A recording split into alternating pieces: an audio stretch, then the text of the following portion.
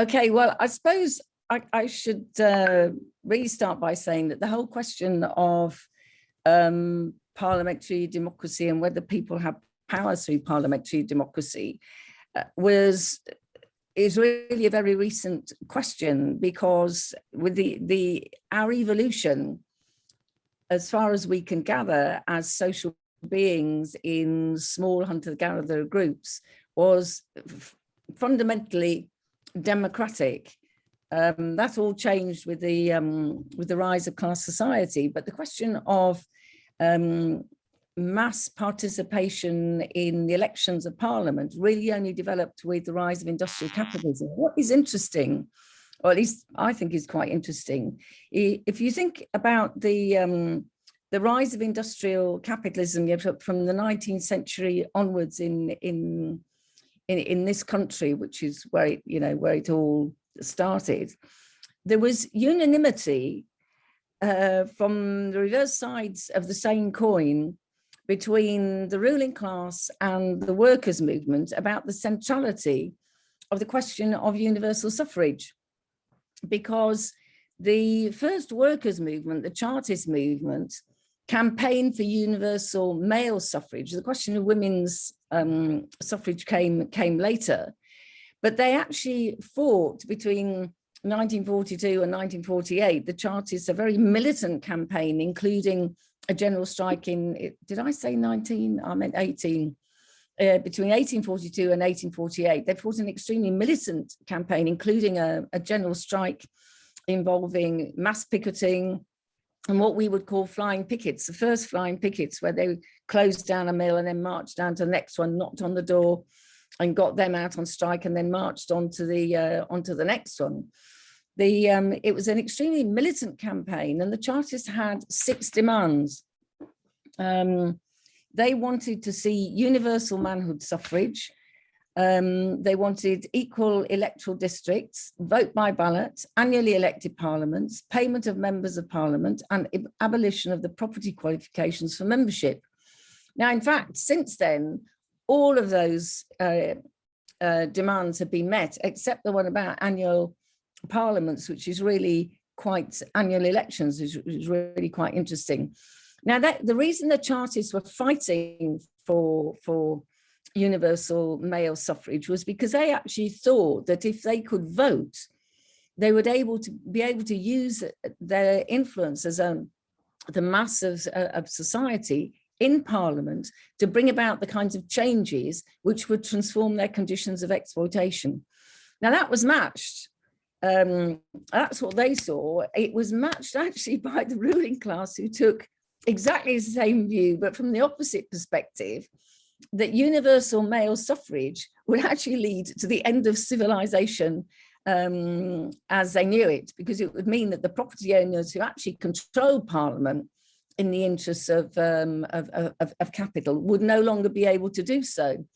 And it's quite interesting that sort of agreement about why workers wanted it and why the ruling class didn't want to allow it continued for the bulk of the 19th century, only to give way in the 20th century to the acceptance, not just in the UK, but really across the capitalist world, that in fact it was perfectly possible to have universal male suffrage and also then universal female suffrage, which happened at a slightly different rate, and that actually involved other campaigns by suffragettes and others in order to win women's right to vote. And so it's quite interesting that there was this change in attitude by the ruling class, that it was possible to accommodate the idea of everybody having the vote. And I think there are 2 reasons for it, and grasping these 2 aspects of why the ruling class shifted its position on it and decided that, however much they might have been forced to accept and concede the vote, that they accepted it was possible to continue, that capitalism could continue, civilization as they knew it and wanted it could continue alongside the vote. There are, as I say, I think 2 basic reasons for that. The first one is the separation of economic power and state power from Parliament, that they actually understood that they, as the captains of industry, as the people who ran the government ministries, as the people who ran the civil servants, when that expanded and came into being, the people who ran the police force, the people who ran the military, that all of those key positions inside the state and inside the economy were still under capitalist ruling class control, even though the majority of inside Parliament might reflect the votes of the mass of workers inside society. They understood that there was that separation between Parliament, where MPs sat, and the real levers of power inside society. So in other words, they could still do what they wanted to do, so hiring and firing, levels of pay, opening and closing factories, and dictating what the government ministries did. They could still do all of those things, and because they still had control over, the police force, which was built up, and control over the military, they could actually control what happened on the street. So that's one thing that they understood was fundamental to for the possibilities of the parliamentary system continuing to function alongside capitalism. And I mean, we all know how that works, that the people who run the top of society, 80% of them roughly, they are born into the same families, go to the same what we call public schools, although they're private. They go to the same universities, they go to the same clubs, they all know one another, they marry one another, and they socialize together. So they are a tightly knit network that make up the ruling class. And anybody who actually becomes part of that network, because they end up getting a job either as a top civil servant or in the army or the police force or running, as a captain of industry, only gets there because they adapt and adopt into that way of functioning. And if anybody who steps out of line will lose their job and get sacked pretty quickly if they do step out of line. So that's the first reason, I think, that they realized that mass suffrage and Parliament could work alongside capitalism continuing to work.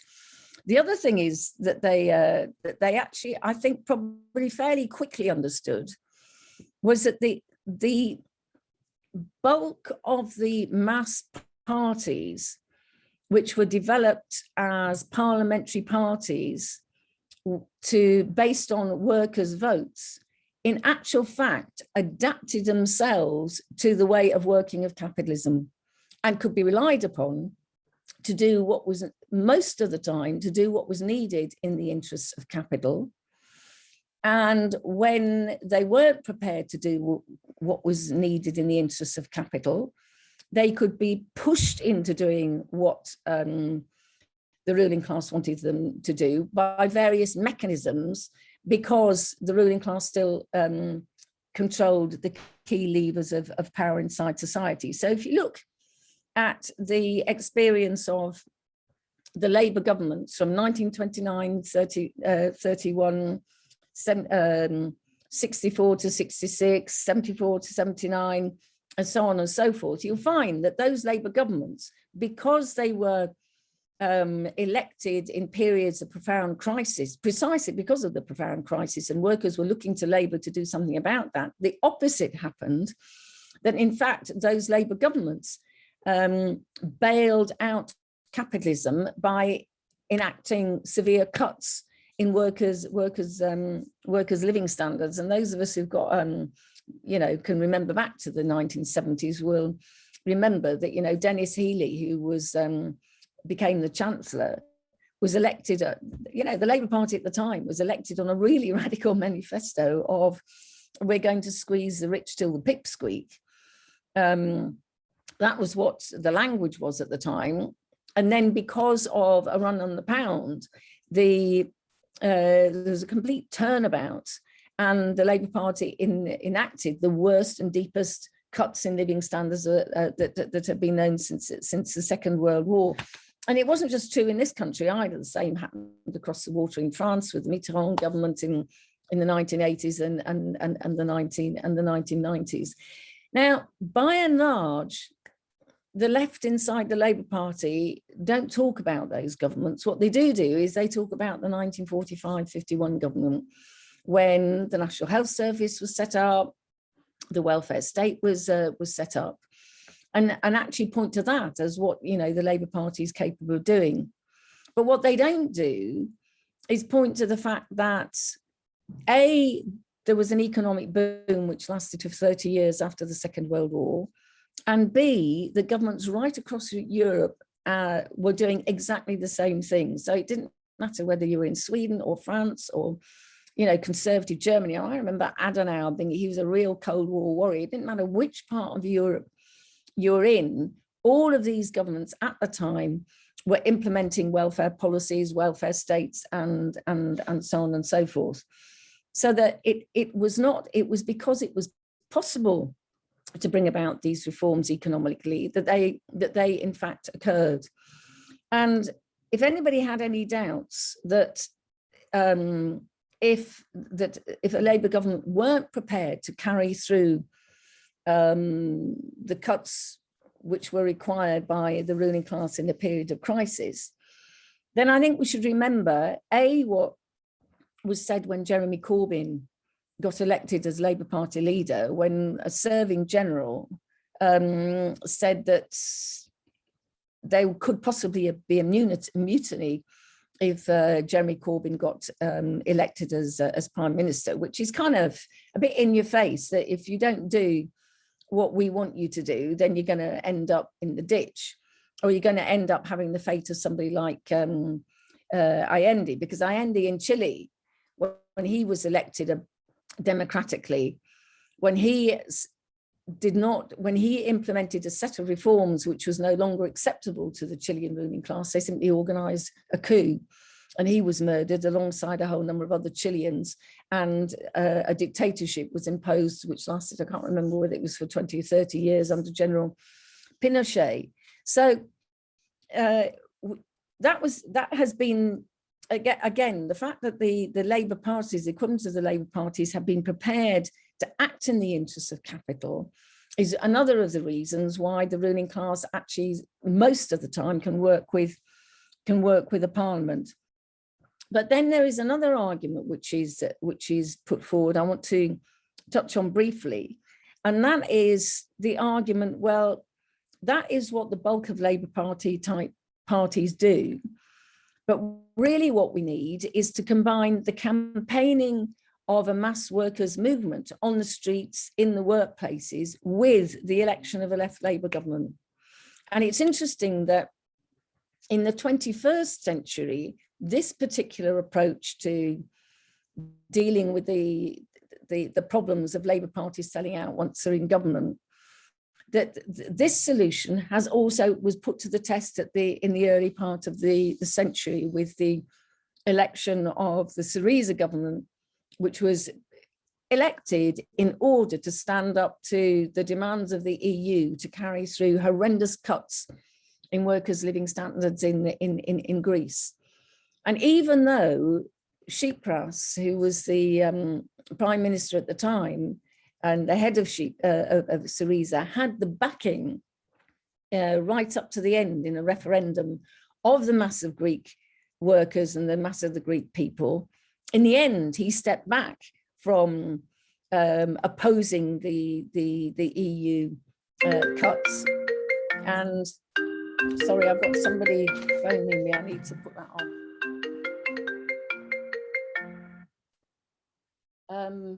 So even though he ostensibly had the backing of the workers and people in Greece, he stepped back from the brink and did a deal which actually meant that the Greek workers carried the brunt of the bailing out of the crisis in Greece. So you ask yourself the question, well, why is it when a left reformists have the backing of people like that, why is it that still that basically the sellout of workers occurs and workers end up bearing the brunt of the crisis? And I think the answer to that lies in the confusion of the message which is being given if you say, well, elect us and we will do the job, but support us doing it. Because if you say elect us, you're actually demobilizing your supporters, because in fact, the whole heart of the different tradition, which I want to talk about before I finish, which is the Marxist tradition, the revolutionary tradition, is that workers have to emancipate themselves, that it's only through workers' own struggles that, as Marx put it, workers become capable of running a different kind of society, of ruling themselves, of governing themselves, and at the same time throw up the kind of democratic ways of organizing which allow workers to run their lives utterly democratically, without instead of through the pseudo democracy of Parliament. And because what is interesting is that I've talked about the different experiences through the centuries. If you go back to the end of the 19th century, interestingly enough, the Paris workers in 1871 who created the Paris Commune actually taught Marx that it wasn't possible to take hold of the ready-made state machinery, the armies and the 5 minutes, Sheila. Okay, yeah. The armies and the police forces and the ways of working of a country. That actually what the Paris workers had done is they had created a form of direct democracy where they elected people directly. They were subject to recall. They were paid the average wage of the people who elected them. And there was no standing army. There was no standing police force. There was armed militias created by the workers themselves in Paris. That this was the alternative form of democracy, direct participatory democracy, which enabled people to take decisions and implement them all at the same time. And they would have the means of ensuring they were implemented because they also represented the armed force inside society. Now, this argument that Marx put forward in 1871 is encapsulated in the revolutionary socialist tradition. And it's as Rosa Luxemburg put it when she was arguing about the need for the revolutionary road to socialism in Germany, when the German Socialist Party was actually becoming a passive parliamentary party. She said, it isn't as if there are two roads to socialism, that you can simply go to the counter of history and say, oh, well, I'd like to go the parliamentary road, or I prefer the revolutionary road, because they both lead to the same place. She said you can't do that because actually they don't both lead to the same place. The only way in which you can come to socialism is by workers' self-emancipation, is by workers fighting for it themselves. And therefore that is what we actually have to explain to people, is that it is only through our own struggles that we become fit to create a different kind of society, that we get rid of all the muck of ages, that we get rid of all the rubbish ideas about racism and sexism and misogyny and homophobia and so on and so forth, and come to really develop the kind of egalitarian attitudes which are absolutely essential to building a socialist society. That's the first thing. And the second thing is only through the experience of mass struggle, when people actually end up taking responsibility for organizing things themselves, that people suddenly realize, well, actually, we don't need the managers to do this. We can run this hospital better ourselves. We can run this school better ourselves. We can run this factory better ourselves. And actually, if we link up the hospital workers and the factory workers and so forth, then we can actually take the decisions about what we need. It's the actual experience of struggle which creates the confidence that that can be done. But the final link in the chain is this, that because the forces of labourism exist inside society, that actually there's an easy way to do it. Just vote for us. And actually, after a long day's work, it's easy to think you just have to put a cross on the paper. that it is really important that revolutionaries group themselves together to actually explain in every situation that there ain't no shortcuts, that the only way is to do it ourselves, and we actually have to build ourselves up to achieving that goal. And I'll stop there. Okay. I can't go into detail on the question of corruption, except to say that I think the idea that somehow the UK has been, like Mary put it, has been a kind of model of lack of corruption is complete nonsense. And I think it's just, it's become really, really apparent, but actually it is phenomenally corrupt. It's just because it partly it's become more apparent over the last number of months with the handing out of the contracts during the pandemic, because normally there is supposed to be a process by which contracts are put out for tender, and therefore a so-called tendering process seems to make it in some way an accountable process, as opposed to the way it happened over the last few months, where you just kind of rang up a minister and said, look, I know somebody who can do this, and it didn't matter whether they got any experience with doing the particular job or not, from making masks or whatever it happened to be, they would get it. It was a question of who you knew, and not and not what you knew. So I think that, you know, corruption has been at the heart of the way the system has worked, really, from its inception. But I wanted to, and in that sense, the UK is no different from any other part of the planet. But what I wanted to do was to take up this question that Wendy raised about the pamphlet, the Climate Jobs pamphlet, which has a series of reformist demands. And is there a contradiction about revolutionaries both selling the pamphlet, but more than that, actually fighting for those reformist demands?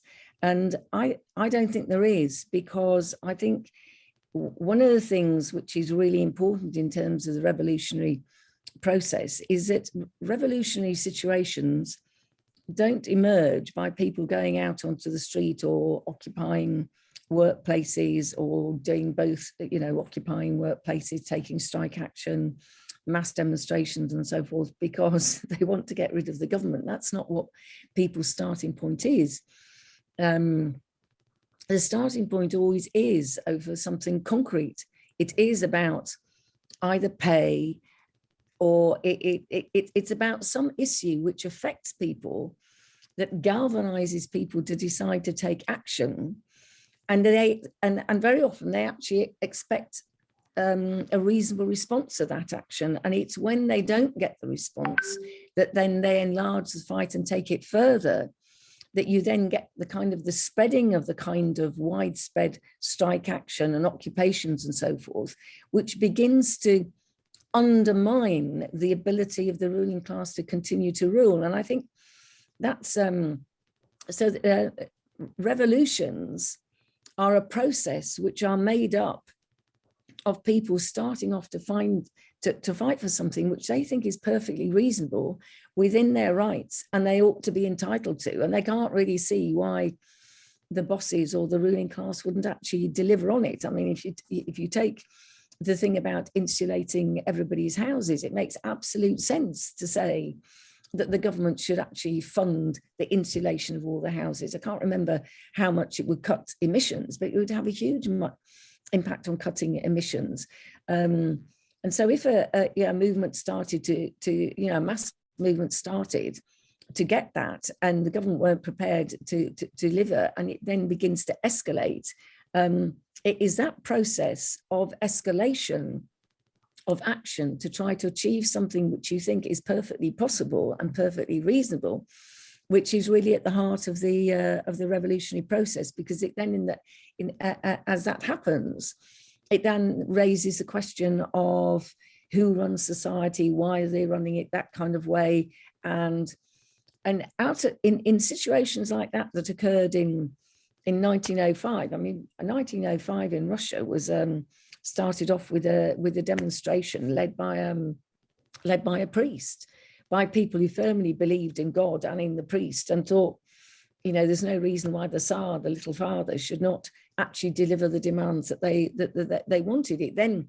turns into the dress rehearsal of the Russian Revolution in 1917, because they got shot. They weren't expecting to get shot on the demonstration. It was the shooting of them that actually transformed it into a mass wave of protest and then a mass revolutionary situation. So I think we need to see, and Rosa Luxemburg in her pamphlet, The Mass Strike, talks about the way in which the fight for reforms, things like fighting for higher wages or fighting for better working conditions or fighting to stop people getting sacked, actually fuel the fight, the wider fight taking place in society over more political demands. And it's the two flow into one another and feed off one another. And the victory over one thing feeds into the confidence overtaking the struggle further. And as I say, it is that dynamic which creates the circumstances where the ruling class, in a crisis situation of some sort or another, already at loggerheads with one another about how to manage the situation, can become sufficiently undermined that it then becomes possible for workers to conceive that they could do the thing better, and that you get the emergence of democratic organizations, of workers' councils, where workers elect representatives to take decisions, to coordinate the running of society locally and then on a national level. And kind of one thing rolls into the next. It's a rolling process. And I think it's very important that we understand that revolution is a process of fighting over reforms, where one thing leads to another. But then fundamentally, in the end of the day, the question of state power is posed. In every situation, that the question of state power is posed. And that is where, unless you can persuade people that it is absolutely essential to go through with the taking of power in order to transform the situation, the dynamic can go backwards, and then the ruling class will seize the opportunity to take back power. And we've seen that actually happening in the last week in the Sudan, where the mass movement in Sudan, which did lead to the emergence of revolutionary committees not in the workplaces, but actually in the different areas where people lived, in the working class areas, very democratic organizations of coordinating the running of the areas, making sure people were looked after, that people were getting fed, the demonstrations were coordinated, and so on and so forth.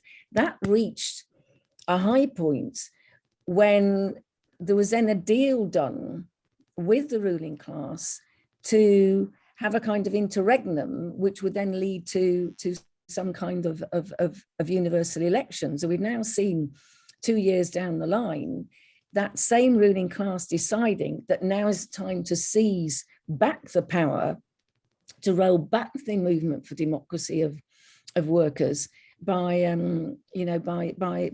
organising a coup, and which actually shows, as I say, the revolutionary process is a process, but there are qualitative shifts, and either the qualitative shift is by our side or it will be by their side. Although in this case, of course, it's unleashed the mass movement again in Sudan, and we'll actually have to await further developments there. And just the final thing, I think, this thing about the worse things get, then the more likely you are to fight. Like Kevin said, it doesn't work like that, because there's all sorts of factors which are involved, how confident. It is true that an element of huge crisis inside society is an element of the revolutionary process, because that is what undermines the ruling class's confidence that they can continue in the old way, because the old way is no longer working. And the emergence of splits inside the ruling class, that they're not quite sure how to take things forward, can actually provide workers from below the confidence that maybe they could bring about change. But the other thing is the question of the mismatch between what people expect and what happens. And if you think of these so-called red wall seats, where people are actually expecting to have improvements in the infrastructure where they live, improvements in standards of living, and what are people getting? They're getting cuts of 20 quid in the universal credit, they're getting increased bills, they're getting increased prices, and all, you know, all the electricity and gas bills going up, all of that happening at the same time. And with the awareness that there is, you know, with the pandemic and all the rest of it, I actually think there's going to be such a clash of expectations and the reality that also is something which can trigger people to begin to take action and to fight. And that's where I mean, it's quite interesting. I was just reading today that in a couple of places, Unite has succeeded in car plants in winning huge pay increases just over the last week. Now, people begin to get the sense that where there is a strong union organisation, you can begin to push back and you can do win back. That idea that actually £20 for all of us, you cut the universal credit by 20 quid, we're going to take back that 20 quid. That notion that you can fight back, that you can push people back, those things can begin to feed into it and begin to transform the situation. And if that is where us intermingling with all of that and conducting a clear, consistent discussion that Parliament isn't where it's at, that the power is where we know that it lies, is very important. But in the end of the day, as an idea, that will only take mass roots in the context of workers themselves being involved in mass struggle. Because what converted a whole generation of people to the idea that workers could change the world was May 68. You know, the student movements and the workers' movements in the 1960s, and the movements for gay liberation and so on and so forth, and the women's movement. What tipped the balance of people turning to revolutionary politics was May 68. When people saw, you know, France paralysed by workers, the argument for workers' power was made. And so I think we can't jump over our own struggles. We can intervene in them and be patient about putting a clear argument, but we can't overstep the development of mass consciousness. So I'll leave it there.